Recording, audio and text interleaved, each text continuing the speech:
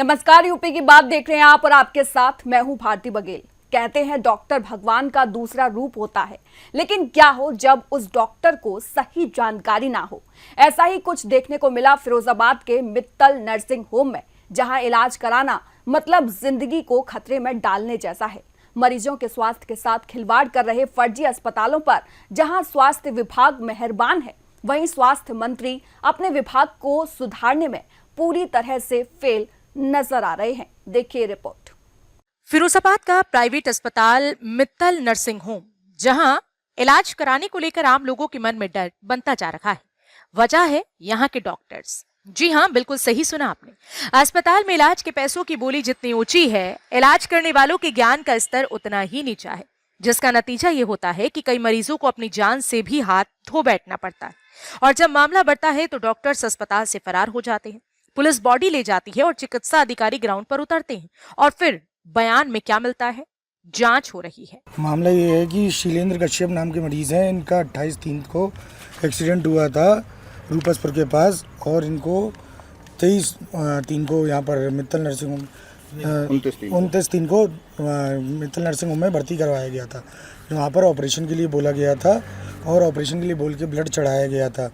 ठीक है, और ब्लड मरीजों के परिजनों द्वारा अवगत कराया है उनके कि ब्लड चढ़ाने के लिए बोला गया था।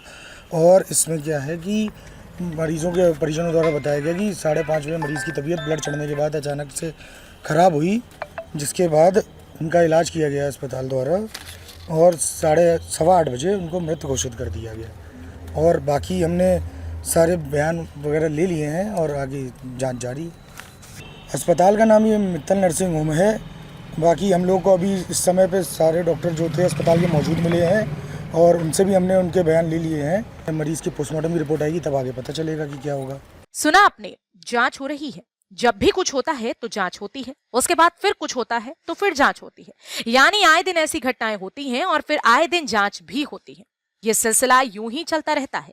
लेकिन ऐसे में उन पीड़ित परिवारों का क्या, जिनका अपना व्यक्ति भी चला जाता है और अपना पैसा भी? उनके हिस्से में अगर कुछ आता है तो वो है सिर्फ जांच। उनके आज एक्सीडेंट हो गया था, फ्रैक्चर हो गया था गोड। 3 जगह से इन्होंने बताया, 3 जगह से टूट गया, ऑपरेशन होगा। फिर कल पैसे जमा करा लिया, हाल 50,000 रुपये के, और पैसे लाओ। हमने पैसे का इंतजाम करने गए आगरा, इधर उधर से मांगने गए, और इन्होंने भी एक बोतल लाई ब्लड की, इन्होंने ही चढ़ाई। ब्लड चलाने से ही मुश्किल से 8 घंटा नहीं हुआ, तब से मौत हो गई उनकी। ब्लड ही गलत चढ़ा है। फिर आपने डॉक्टर से बात की? डॉक्टर भाग गए यहाँ से। तो इन्हें बोला था कि खून चढ़ेगा, खून चढ़ने के बाद तब होगा ऑपरेशन। तो फिर इन्हें खून मंगाया, कहाँ से भी मंगाया हो ये नहीं मालूम।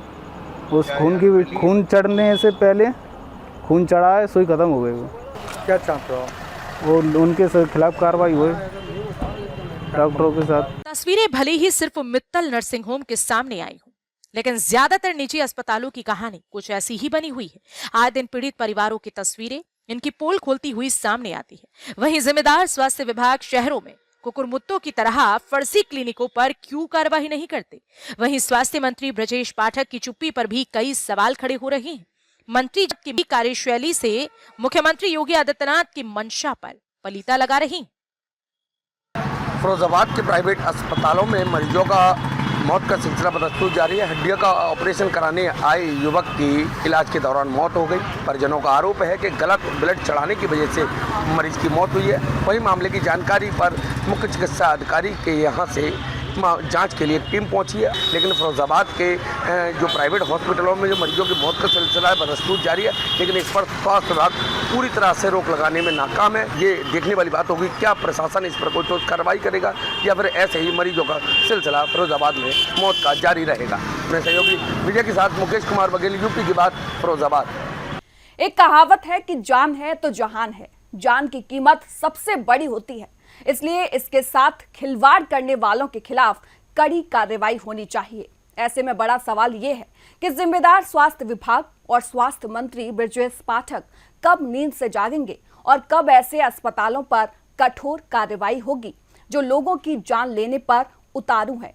फिलहाल इस खबर में इतना ही। आप देखते रहिए यूपी की बात।